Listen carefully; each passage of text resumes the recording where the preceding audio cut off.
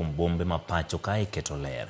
Kaluwore kod chenro mitime bombe adek mapacho ka taka michoko koro osemiyo mine modak kod ng'ol e gwenge ma Manyatta e kaunti ma Kisumu bero yoregi mag yuto mag oyangi odiochieng'ni ma en mar dhialo kata hingo bombe. Jafwambo marwa Linet Undi miyowa mathoth. Taka osebedo ka kelo midhiore kuonde dak kendo nyayo landruok mag tuoche. Kata kamano, puonj ma osebed ka ichwale bombe adek pachoka oseloko sigan bombego kendo yangi kaka mago ma oketo ler makare. Koro sani onge taka moro amora miyudo e gweng' mar Kisumu. Emomiyo sani Kisumu wano ler to giseyudo ber gi gik mopogore opogore, projects mopogore opogore, organization mopogore opogore osebiro ma Kisumu to oseyudo ber ma ng'eny yore mar taka gi aluora mar. When you take that banana you've bought from the vendor, you eat your banana and you throw the peel by the roadside. There are two dangers. When someone is passing by, they slip.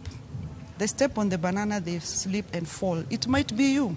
Someone else will throw in that banana, you're the one who is going to fall and break your leg and you become permanently disabled for a small mistake.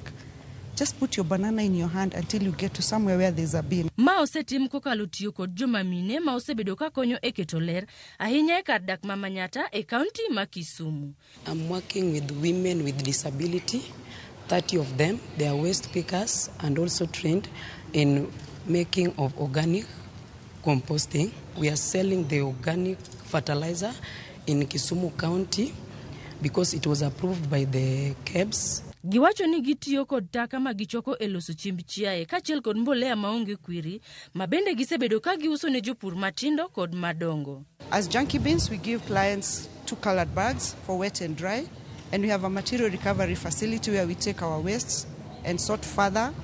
And for the dry waste, we've partnered with companies that uptake the plastic, cartons, metal, paper for recycling, reuse, repurposing.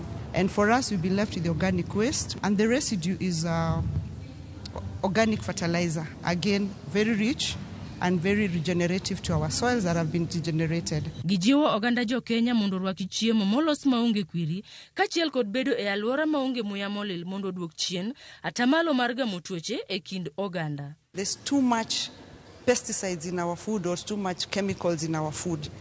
And we need to now stop getting into the chemical system and try to do as much organic as possible. When we go to buy food, we want to buy those tomatoes that are shiny. We don't want to buy those tomatoes that are a little bit dull. The ones that are dull are the organic ones, and they are the best. That's why we're having so many problems in terms of cancer. Everyone is wondering, why is everyone getting cancer? Small child is getting cancer. It's because of the food we are eating. Gijiwo rawere mawuok e kar dak ma Manyatta mondo donje riwruoge mar bero chal mar aluora ma bende osingonegi ni dhi miyo gi tije. Wach taka en pesa. Gimoro amora mantiere e piny ka en pesa. Luwore gi kaka iketo pachi gi yie ni gimidwa ni tim biro konyi mbele kanyo. To an gadier niya gima ng'ama nigi ng'ol nyalo timo. To ng'ama onge ng'ol to nyalo timo moingo ng'ama nigi ng'ol matimeno. E seche ma piny mangima hingo odiochieng' mar bombe odiochieng' ma kawuono, riwruok mar Pan African Climate Justice Alliance koro kwayo oganda jo Kenya mondo kaw chike lwetgi mar neno ni aluora kama gidake ler kendo takataka kata yugi bende opuk e yono makare mondo okony e tuoche minyalo gam e seche ma wayweyo muya molil. Linet Undi, Ramogi TV.